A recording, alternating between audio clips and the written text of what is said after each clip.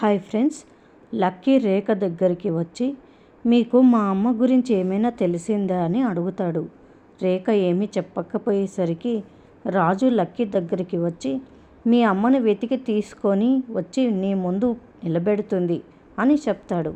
ఇంకా లక్కీ అక్కడ నుంచి బాధతో పక్కకి వెళ్ళిపోతాడు. నన్ను ఎందుకు టార్చర్ పెడుతున్నావని రేఖ రాజుతో అంటుంది. నువ్వే నిజం బయట పెడతావని ఎదురు చూశాను. ఇక వెయిట్ చెయ్యను. అందరి ముందు నీ చేత చెప్పించే బాధ్యత నేను తీసుకోవాల్సి ఉంటుంది అని రాజు చెప్తూ ఉంటే రేఖ షాకింగ్గా రాజు వైపు చూస్తుంది. ఇంకా అపర్ణాదేవి, సుభాష్ రాజుతో ఇలా అంటారు.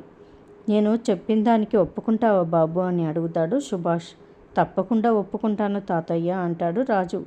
పెళ్ళైన తర్వాత నల్ల పూసలు వేస్తారు, కానీ మీకు పెళ్ళి అయ్యి ఇన్ని రోజులు అవుతున్నా కూడా ఇందు తాళిబొట్టుకి అసలు పూసలు లేవు కదా. నువ్వు ఇందు మెడలో ఆ నల్ల పూసలు తాళి వేసావే అనుకో, ఒక పనైపోతుంది అని అపర్ణాదేవి రాజుతో చెప్తుంది. ఇది విన్న రాజు ఒక్కసారిగా షాకింగ్గా చూస్తాడు. ఇందుని